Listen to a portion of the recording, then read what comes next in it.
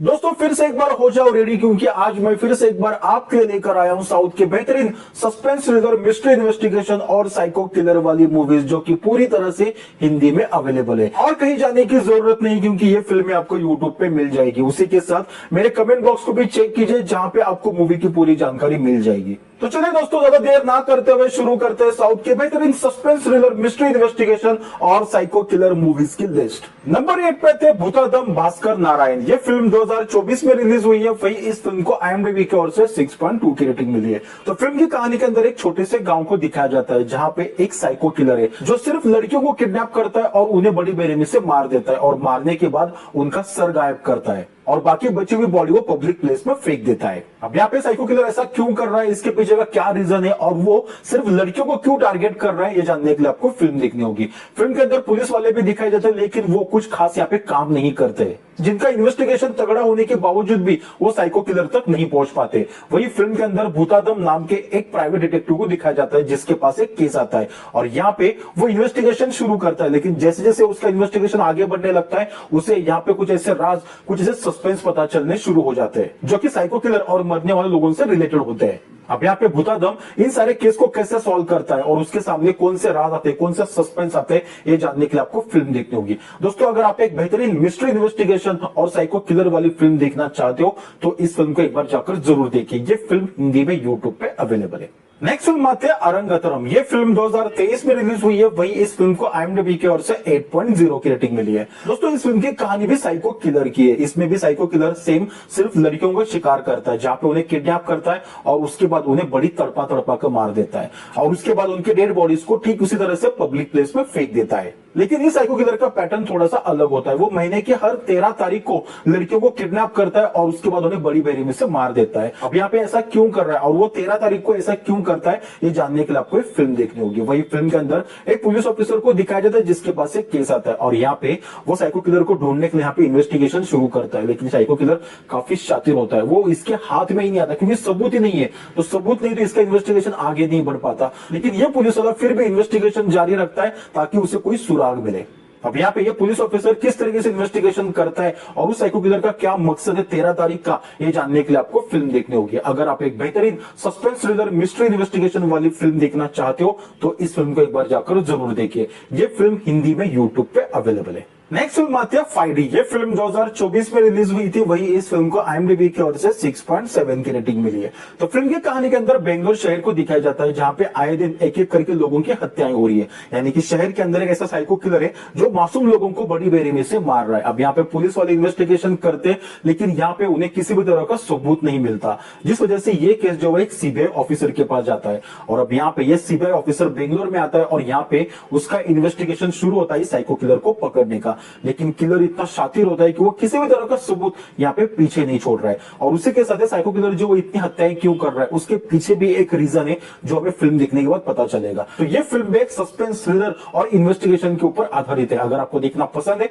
तो इस फिल्म को एक बार जाकर जरूर देखिए। ये फिल्म भी हिंदी में यूट्यूब पे अवेलेबल है। नेक्स्ट फिल्म आते हैं 8। ये फिल्म 2023 में रिलीज हुई थी। वही इस फिल्म को IMDb की ओर से 7.8 की रेटिंग मिली है। दोस्तों, अगर आप एक बेहतरीन मर्डर मिस्ट्री और इन्वेस्टिगेशन वाली फिल्म देखना चाहते हो तो इस फिल्म को एक बार जाकर जरूर देखा।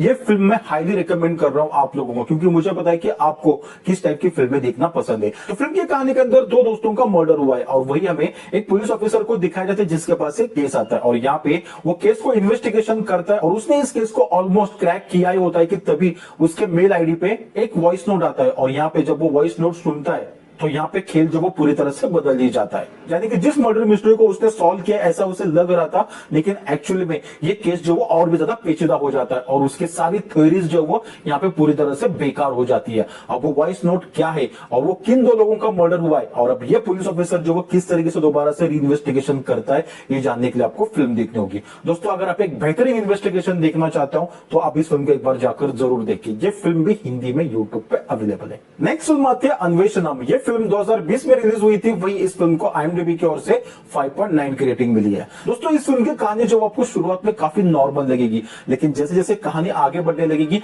ये कहानी अपने असली रूप में आ जाती है। तो फिल्म की कहानी के अंदर अरविंद नाम के एक शख्स को दिखाया जाता है जिसका बेटा सीढ़ियों से नीचे गिरा है, जिस वजह से वो अपनी बीवी को लेकर अस्पताल आता है अपने बेटे को एडमिट करने के लिए। लेकिन डॉक्टर जैसे उस लड़के को चेक करते हैं वो कहते हैं कि ये लड़का सीढ़ियों से नहीं गिरा है, इसके पीछे जरूर कोई और कहानी है, जिस वजह से वो यहाँ पे पुलिस वालों को भी इन्वॉल्व करते हैं और पुलिस वालों को बता देते हैं कि ऐसा केस आया है। अब यहाँ से शुरू होते हैं फिल्म के अंदर एक इंटेंस और डार्क स्टोरी।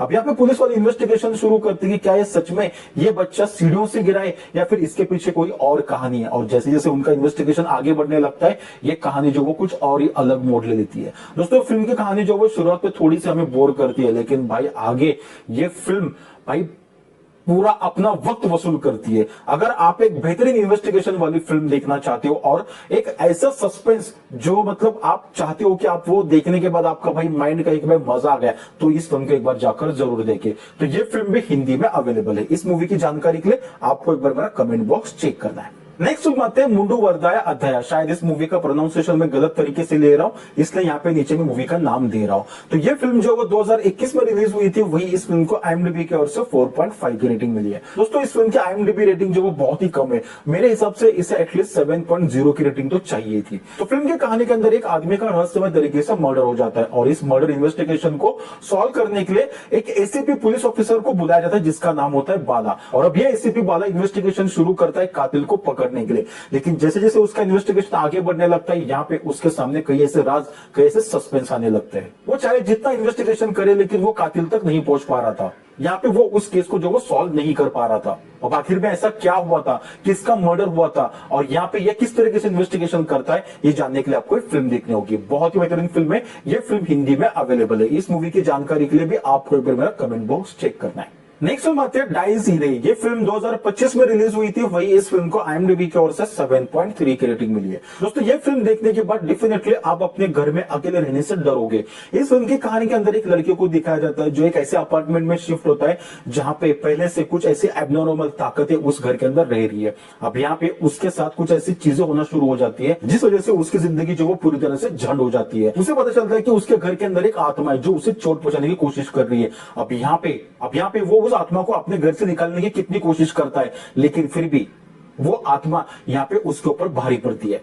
क्या कहानी है, किसकी आत्मा उस घर के अंदर है, ये जानने के लिए आपको फिल्म देखनी होगी। अगर आपको सस्पेंस के साथ हॉरर का एलिमेंट पसंद है तो इस फिल्म को एक बार जाकर जरूर देखिए। ये फिल्म हिंदी में अवेलेबल है। इस मूवी की जानकारी के लिए भी आपको एक बार मेरा कमेंट बॉक्स चेक करना है। नेक्स्ट फिल्म आती है द बर्थडे बॉय। ये फिल्म 2024 में रिलीज हुई थी, वही इस फिल्म को IMDb की ओर से 8.0 की रेटिंग मिली है। दोस्तों फिल्म की कहानी बहुत ही सिंपल है और सिर्फ एक ही कमरे के अंदर फिल्म की कहानी को दिखाया गया है। तो फिल्म की कहानी के अंदर कुछ ऐसे दोस्तों को दिखाया जाता है जो कि अमेरिका में अपनी पढ़ाई और काम के सिलसिले में रह रहे और इसी बीच इन लड़कों में से एक का बर्थडे होता है। तो यहाँ पे लोग केक काटते और यहाँ पे काफी एंजॉय कर रहे होते हैं, लेकिन इसी बीच जिसका बर्थडे होता है उसकी अचानक से वहां पे मौत हो जाती है। अब यहाँ पे सब लोग काफी डर जाते हैं कि इसकी मौत अचानक से कैसे हुई, लेकिन यहाँ पे वो लोग पुलिस वालों को बुलाना भी नहीं चाहते क्योंकि ये लोग ऑलरेडी दूसरे कंट्री में है, इसलिए पुलिस वाले इसे ही अरेस्ट करेंगे, जिस वजह से ये किसी भी तरह का पैनिक क्रिएट नहीं करना चाहते। बस ये कैसे मारा इसके बारे में सोचना शुरू करते हैं। लेकिन दोस्तों जितनी कहानी आपको सिंपल लग रही है, एक्चुअली इतनी सिंपल नहीं होती है।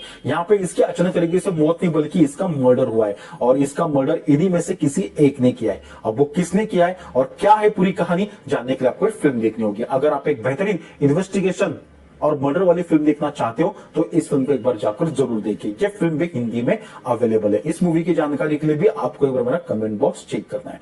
तो दोस्तों ये थी साउथ के बेहतरीन सस्पेंस थ्रिलर, मिस्ट्री इन्वेस्टिगेशन और साइको किलर वाली मूवीज जो कि पूरी तरह से हिंदी में अवेलेबल है। दोस्तों इन सारी मूवीज की जानकारी के लिए आपको एक बार मेरा कमेंट बॉक्स चेक करना है। तो चलिए दोस्तों मिलते हैं एक नए वीडियो के साथ, तब तक के लिए थैंक यू सो मच।